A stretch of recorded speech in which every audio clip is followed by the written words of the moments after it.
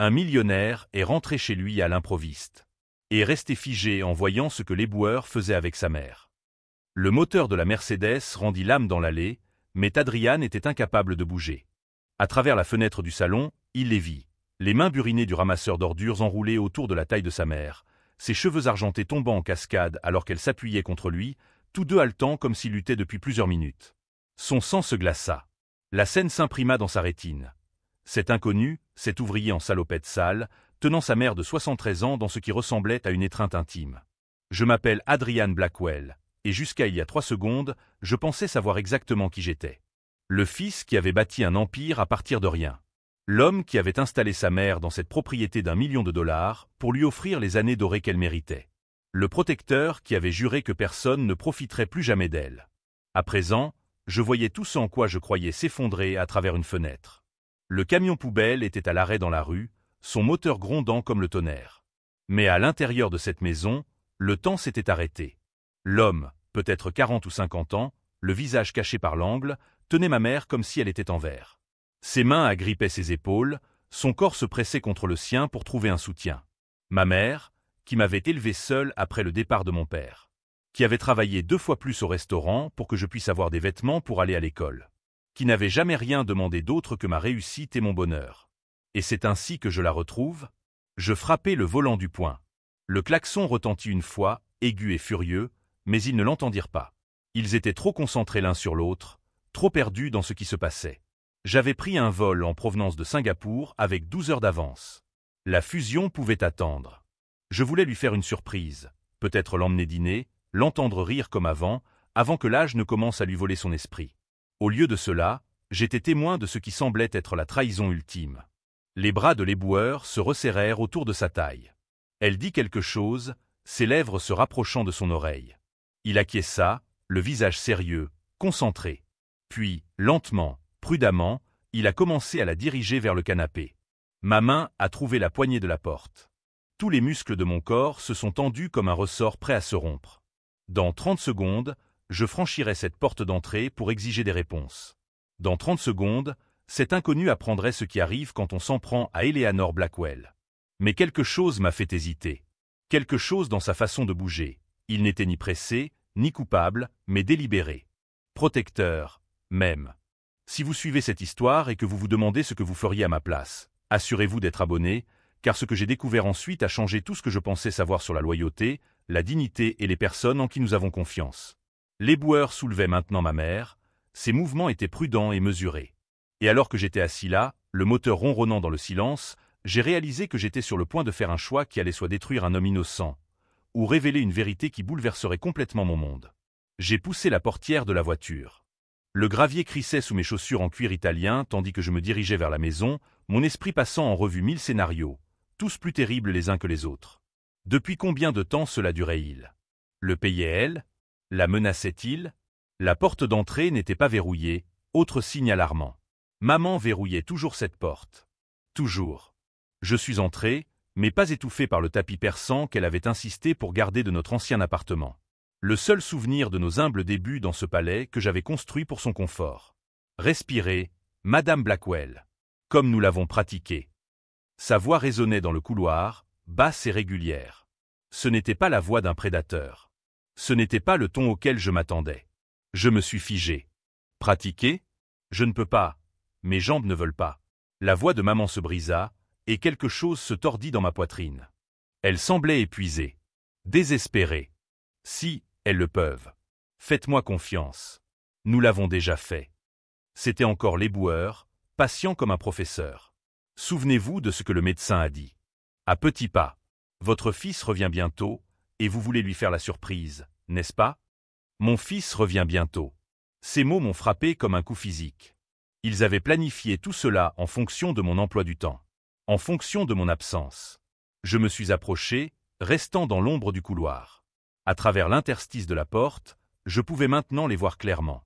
L'éboueur, grand, peut-être 1,88 mètres, avec des cheveux prématurément gris et des mains qui semblaient avoir connu des décennies de dur labeur, soutenait ma mère qui luttait pour se lever. Mais ce n'était pas ce que j'avais imaginé. Sa chemise de nuit était modeste, correctement nouée.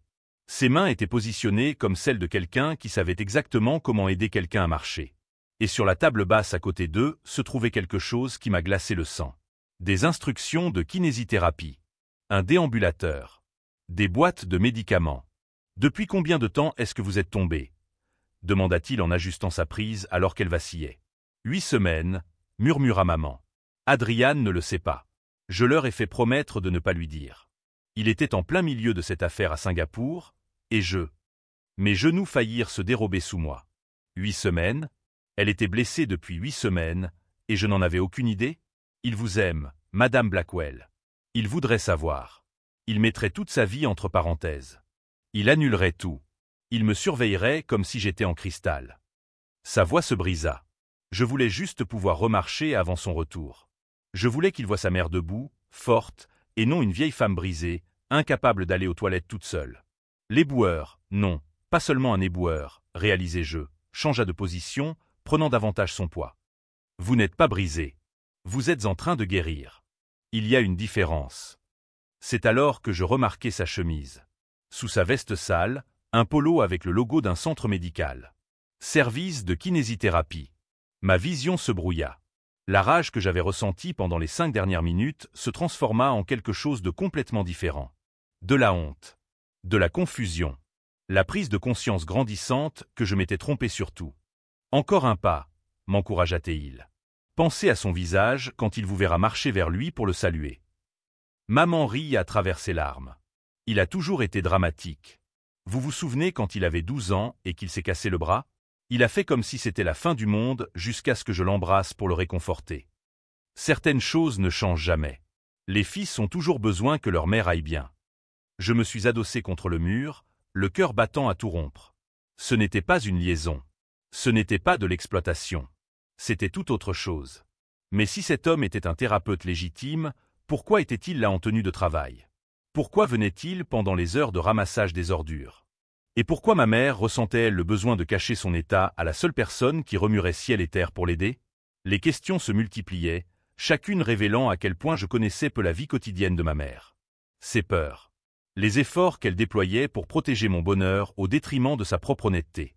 À travers la fente de la porte, je la regardais faire un autre pas prudent, et je réalisais que j'étais témoin soit de la tromperie la plus élaborée jamais orchestrée, soit de l'acte d'amour le plus déchirant que j'avais jamais vu. La vérité se trouvait quelque part dans cette pièce. Et j'étais sur le point de découvrir de quel côté de la ligne je vivais. Je sortis mon téléphone, les mains tremblantes, et fis défiler mes contacts. Dr Peterson. Le médecin traitant de ma mère. L'homme qui la soignait depuis 15 ans et qui ne manquait jamais de m'appeler pour me signaler tout problème grave. L'appel fut pris dès la 2e sonnerie.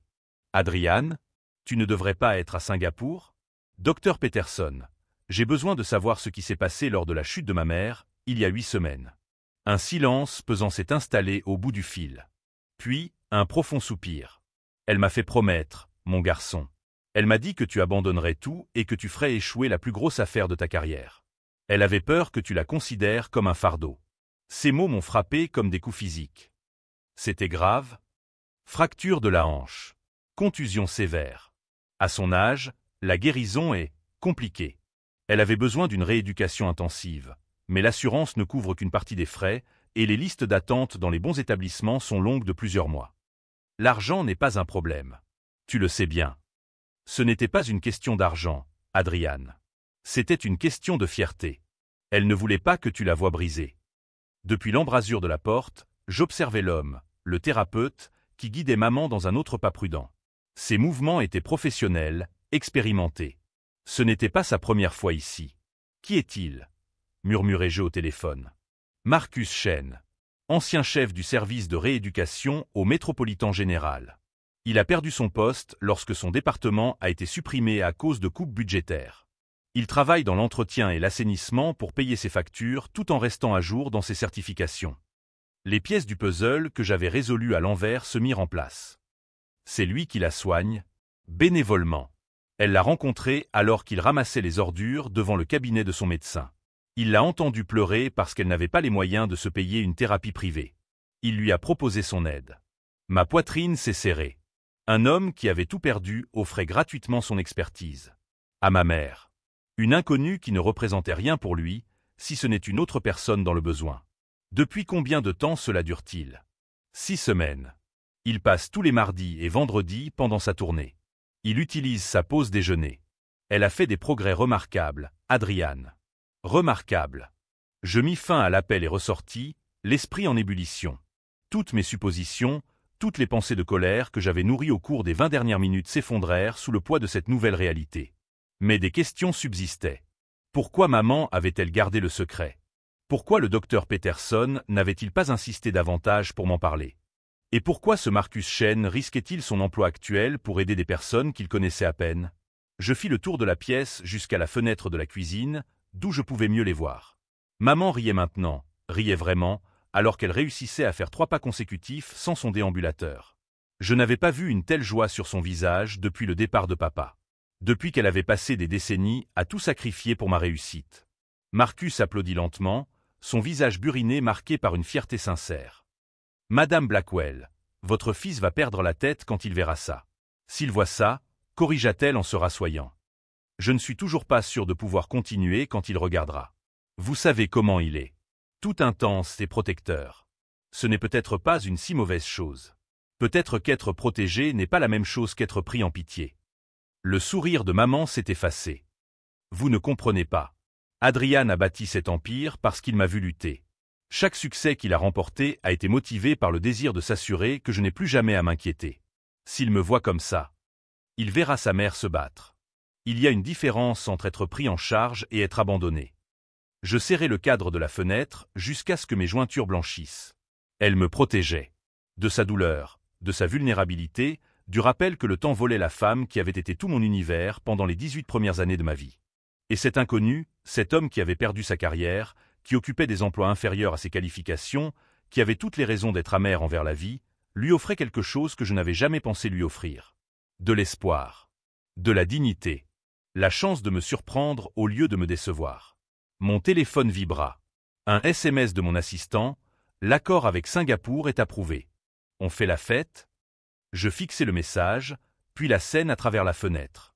J'avais passé 3 mois à conclure un accord d'une valeur de 50 millions de dollars. Pendant ce temps, un kinésithérapeute au chômage avait offert à ma mère quelque chose qui n'avait pas de prix. Et j'étais sur le point de franchir cette porte avec le pouvoir soit d'honorer ce cadeau, soit de le détruire complètement. Le choix que je ferais dans les 5 minutes suivantes révélerait exactement quel genre de fils j'étais vraiment. Je me dirigeais vers la porte d'entrée, mais cette fois, mes pas étaient mesurés. Délibéré. La rage avait été remplacée par quelque chose de complètement différent. Un plan qui allait soit racheter ce moment, soit détruire toute chance que j'avais de réparer les choses. J'ai poussé la porte plus fort que nécessaire. « Maman ?» Je suis rentré. Les bruits provenant du salon ont cessé instantanément. Des chuchotements étouffés. Des mouvements précipités. Le grincement caractéristique de son fauteuil roulant sur le parquet.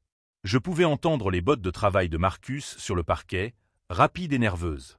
Quand je suis entré dans la pièce, la scène était parfaitement mise en scène. Maman était assise dans son fauteuil roulant, les mains jointes, arborant le sourire qu'elle avait perfectionné au fil des décennies pour me cacher sa douleur. Marcus se tenait près de la fenêtre, sa veste d'éboueur zippée à la hâte, son équipement médical introuvable. Mais j'ai repéré les signes révélateurs. Une légère couche de sueur sur son front, sa respiration encore légèrement accélérée par l'effort physique. Adriane. La voix de maman était plus aiguë que d'habitude, comme lorsqu'elle était nerveuse. Tu es en avance. Comment était Singapour? Je laissai mon regard balayer la pièce, enregistrant chaque détail. Le déambulateur poussait hors de vue derrière le canapé. Les instructions de kinésithérapie rapidement glissaient sous un magazine. La posture nerveuse de Marcus, près de ce qu'il considérait probablement comme sa voie de sortie. Un verre d'eau sur la table d'appoint, encore à moitié plein. Le léger parfum de la crème médicale que j'avais vu dans le bureau du docteur Peterson. Singapour était instructif. Je gardais un ton neutre, tout en les observant tous les deux. J'ai beaucoup appris sur la confiance. Sur la différence entre ce que les gens vous montrent et ce qui se passe réellement. Marcus s'est éclairci la gorge, ses mains burinées se crispant et se décrispant à ses côtés. « Madame Blackwell, je devrais reprendre ma tournée. Je ne veux pas prendre de retard.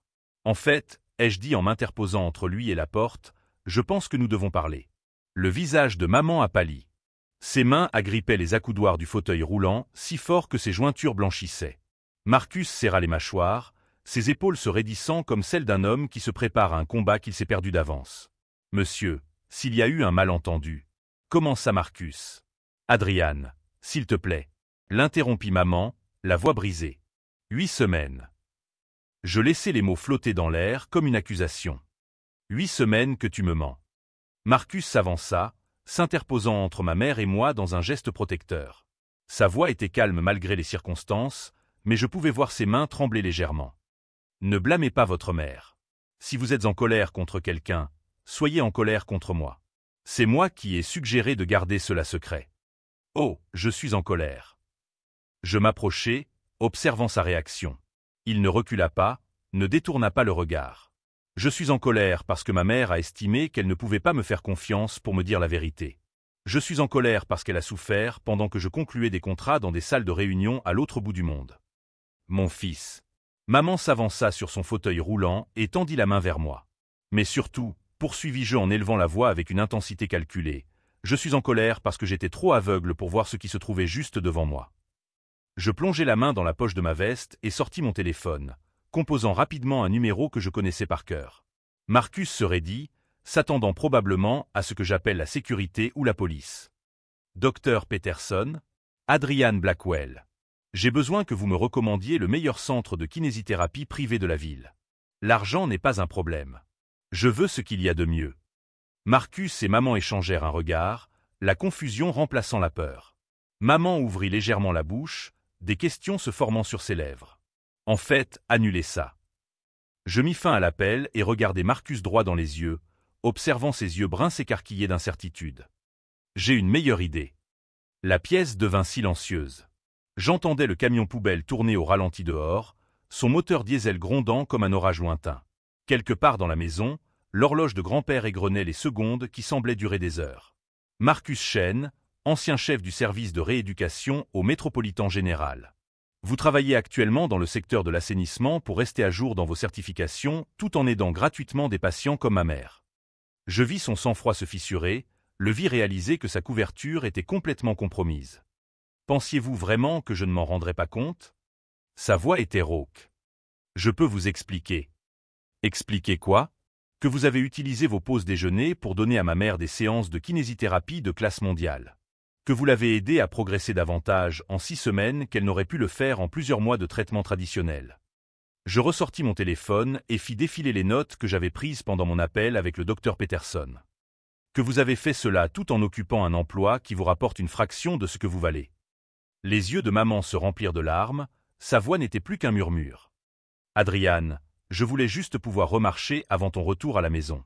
Je voulais te faire une surprise, pas t'inquiéter. Je voulais que tu me voies à nouveau forte. Tu m'as surpris, maman. Vous m'avez tous les deux surpris. Je me tournai vers Marcus, dont le visage était passé de défensif à complètement perplexe. Dis-moi, Marcus, pourquoi ma mère? Pourquoi risquer ton emploi actuel pour aider une inconnue? Il déglutit bruyamment, sa pomme d'Adam bougeant. Elle n'était plus une inconnue après le premier jour. Elle me rappelait ma propre mère.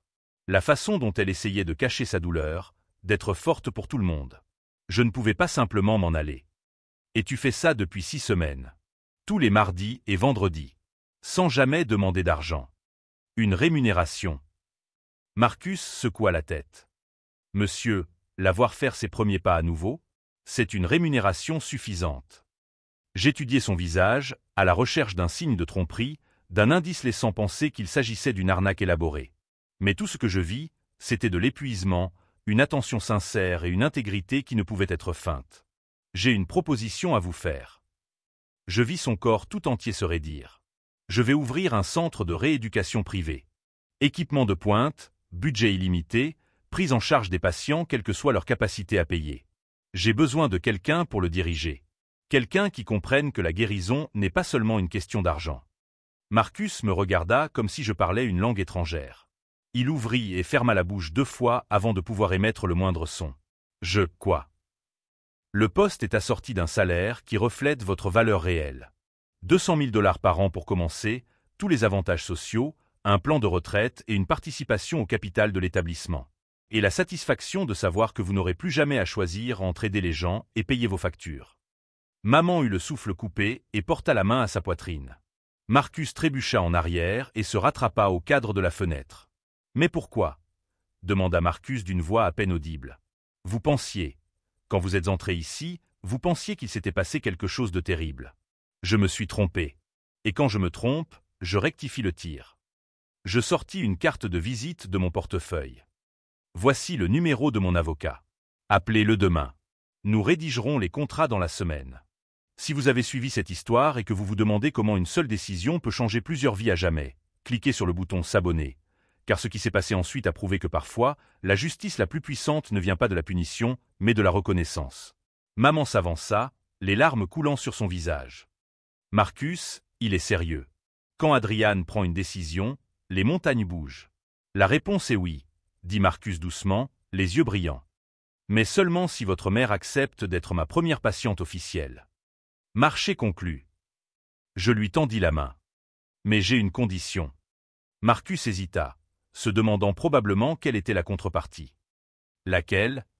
La prochaine fois que ma mère aura besoin d'aide, vous m'appellerez en premier. Tous les deux. Plus de secrets. Plus de cachotterie. Nous sommes une famille maintenant, et les membres d'une famille prennent soin les uns des autres.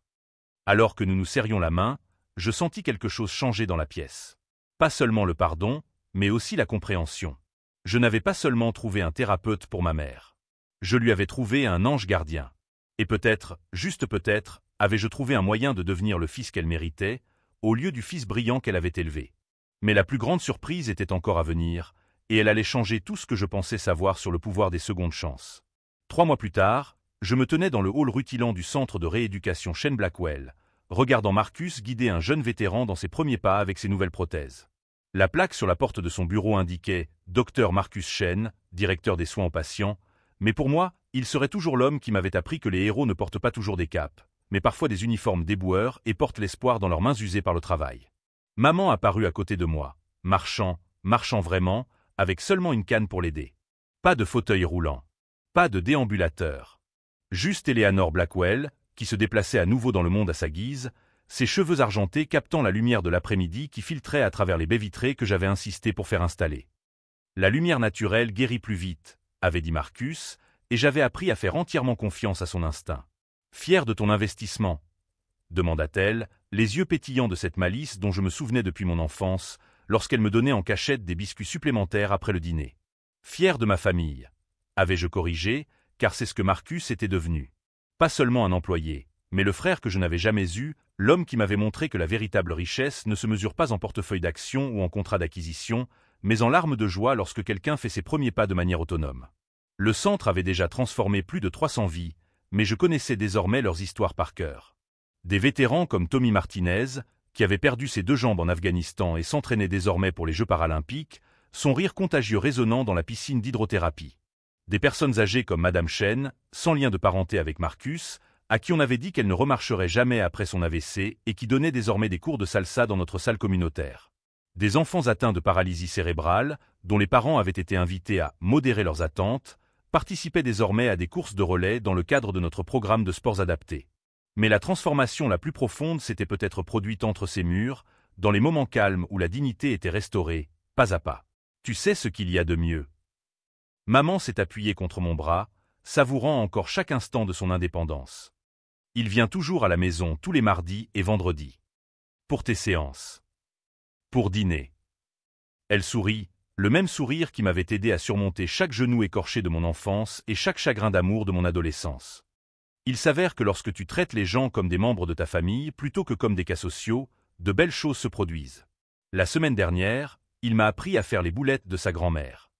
J'ai regardé Marcus montrer la bonne technique au docteur Sarah Williams, une nouvelle thérapeute qui avait spécifiquement demandé à travailler ici après avoir entendu parler de notre mission. Elle avait accepté une réduction de salaire de 60% par rapport à son ancien poste dans une clinique exclusive, me disant lors de son entretien « Je veux travailler dans un endroit où le succès se mesure en sourire et non en stock option ». La voix de Marcus était empreinte de la même patience et du même encouragement qui avait aidé ma mère à traverser ces moments les plus sombres. N'oubliez pas que nous ne reconstruisons pas seulement des muscles. Nous reconstruisons l'espoir. Chaque petite victoire compte. Je vous dois des excuses, lui avais-je dit le premier jour, après la poignée de main, après avoir digéré l'offre d'emploi, après que la réalité de ce que j'avais failli faire m'ait frappé comme un coup physique. Pourquoi? Ses mains burinées avaient été douces lorsqu'il avait aidé maman à se rasseoir dans son fauteuil roulant, ces mêmes mains que j'avais jugées comme appartenant à un simple éboueur. Pour avoir vu votre uniforme avant de voir votre cœur. Pour avoir supposé que, parce que vous ramassiez les ordures, vous ne pouviez pas sauver des vies. Marcus m'avait regardé longuement, puis avait souri. Un vrai sourire, pas celui que les gens adressent poliment aux millionnaires quand ils veulent quelque chose. Moi aussi, je faisais des suppositions. Je pensais que les gens riches n'avaient jamais de vrais problèmes.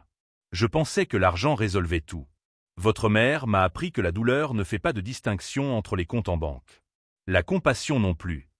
Maintenant, en le regardant travailler, je me rendais compte qu'il m'avait appris quelque chose d'encore plus précieux. Que la dignité ne dépend pas du titre inscrit sur votre carte de visite ou du nombre de zéros sur votre compte en banque. Elle dépend de la façon dont vous traitez les gens lorsqu'ils sont le plus vulnérables. Elle dépend de votre capacité à voir le potentiel là où les autres ne voient que des problèmes. La salle d'attente du centre racontait des histoires que je n'avais jamais pris la peine de remarquer auparavant. Miguel, un ouvrier du bâtiment dont une blessure au dos avait mis fin à 20 ans de carrière, se reconvertissait en masseur-kinésithérapeute et découvrait qu'il avait des mains guérisseuses. Grace, une ancienne ballerine dont la carrière était terminée, avait trouvé un nouveau sens à sa vie en aidant les enfants souffrant de retard moteur à découvrir la joie du mouvement. Une enseignante à la retraite qui avait perdu l'usage de la parole après un accident vasculaire cérébral dirigeait désormais notre programme de communication adaptative avec la langue des signes et une détermination qui vous faisait venir les larmes aux yeux. Chaque histoire nous rappelait que les revers ne sont pas forcément une fin en soi, mais parfois simplement des rebondissements dans une histoire plus large de résilience. Maman me serra le bras, la voix chargée d'émotion. Il m'a sauvé la vie, tu sais. Pas seulement ma mobilité. Mon espoir. Ma conviction que j'avais encore une place dans ce monde. Il a sauvé la mienne aussi, ai-je admis, en regardant un enfant de 8 ans atteint de spina bifida célébrer ses premiers pas sans aide sur les barres parallèles. Mais d'une manière différente. Car Marcus Chen m'avait donné quelque chose qui me manquait sans que je m'en rende compte. La chance de voir ma mère non pas comme quelqu'un qui avait besoin de protection, mais comme quelqu'un qui méritait le respect pour son incroyable courage. La chance de participer à sa guérison au lieu de me contenter d'être son pourvoyeur. La chance de découvrir que les investissements les plus significatifs ne se font pas dans les marchés ou l'immobilier, mais dans le potentiel humain. Nous avions instauré une politique que j'avais baptisée la clause Eleanor. Aucun patient ne serait jamais refusé pour manque de moyens. L'assurance couvrait ce qu'elle pouvait, des subventions prenaient le relais, et je m'occupais discrètement du reste. Marcus avait protesté au début, inquiet pour la viabilité financière. L'argent est renouvelable, lui avais-je répondu. L'espoir ne l'est pas. Nous ne mettons pas en péril l'espoir des gens pour des raisons financières. Alors que nous nous dirigions vers la porte, j'ai remarqué une scène familière à la réception. Une jeune femme, peut-être âgée de 22 ans, les larmes coulant sur son visage, expliquait sa situation à notre réceptionniste. Pas d'assurance. Pas d'argent. Un accident de voiture lui avait causé des lésions nerveuses que la médecine traditionnelle jugeait permanentes. Elle n'avait nulle part où aller. Le même désespoir que j'avais vu autrefois dans les yeux de ma mère lorsqu'elle pensait que je ne la regardais pas. Marcus est apparu à ses côtés avant que je puisse bouger, sa voix douce mais assurée. Ne vous inquiétez pas pour les formalités administratives pour l'instant. Concentrons-nous d'abord sur votre guérison. Nous réglerons le reste ensemble. C'est ce que nous faisons ici, nous croyons aux possibilités. J'ai souri et j'ai sorti mon téléphone pour envoyer un SMS à mon assistant. Transférer un autre million au fonds de bourse d'études du centre. Faitant un virement mensuel récurrent. Et accélérer les demandes de subventions de recherche soumises par le Dr Chen. C'est à ce moment-là que j'ai compris la véritable leçon que ma mère et Marcus m'avaient enseignée depuis toujours. Parfois, les personnes qui nous sauvent ne sont pas celles auxquelles nous nous attendons. Parfois, ce sont celles que nous avons failli ignorer. Parfois, elles ramassent nos ordures tout en nous apportant des cadeaux dont nous ne soupçonnions pas avoir besoin. L'effet boule de neige a été extraordinaire. 3 autres centres de rééducation ont adopté notre modèle. Les facultés de médecine ont envoyé des étudiants observer notre approche, la dignité avant tout. Les compagnies d'assurance ont commencé à reconnaître les avantages financiers à long terme d'une prise en charge globale qui traite la personne dans son ensemble, et pas seulement sa blessure. Mais le plus beau changement s'est produit dans les petits moments. La façon dont les yeux de Marcus s'illuminaient lorsqu'un patient réalisait quelque chose que les médecins jugeaient impossible. La façon dont maman se comportait désormais, non seulement plus forte physiquement, mais aussi renouvelée émotionnellement. La façon dont j'avais appris à voir les gens non pas pour ce qu'ils faisaient, mais pour ce qu'ils étaient. La vérité sur la valeur humaine ne s'écrit pas dans les CV ou les relevés bancaires. Elle s'écrit dans les moments où quelqu'un choisit d'aider, même lorsqu'il a toutes les raisons de ne pas le faire. Même lorsque personne ne regarde. même lorsque le monde a oublié leurs valeurs. Ce camion poubelle passe toujours devant la maison de maman tous les mardis et vendredis. Mais aujourd'hui, il transporte plus que des déchets. Il transporte le souvenir du jour où j'ai appris que les personnes les plus extraordinaires se cachent souvent derrière des moments ordinaires, incarnés par des héros que nous avons failli manquer parce que nous étions trop occupés à juger l'apparence pour lire l'histoire qui se cache derrière. Marcus porte encore parfois ses vêtements de travail, non pas parce qu'il y est obligé, mais parce qu'il veut se souvenir d'où il vient. L'humilité est le meilleur remède, dit-il à ses nouveaux patients. Elle vous permet de garder les pieds sur terre pendant que votre esprit s'envole. La dernière fois que je suis passé en voiture à ce carrefour où tout a commencé, j'ai vu un autre éboueur aider un homme âgé qui avait laissé tomber ses courses. Pendant une fraction de seconde, j'ai failli passer mon chemin.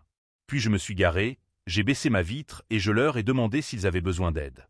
Car c'est ce que Marcus m'a appris. Chaque instant est un choix entre passer à côté de la difficulté de quelqu'un ou faire partie de la solution. Si cette histoire a changé votre façon de voir les gens qui vous entourent, abonnez-vous à notre newsletter. Car chaque semaine, nous partageons des histoires vraies qui nous rappellent que des miracles se produisent lorsque nous choisissons de voir le cœur des gens plutôt que leur situation. Et parfois, la personne qui changera votre vie pour toujours se tient juste devant vous, attendant que vous regardiez au-delà de l'uniforme pour voir le héros qui se cache derrière.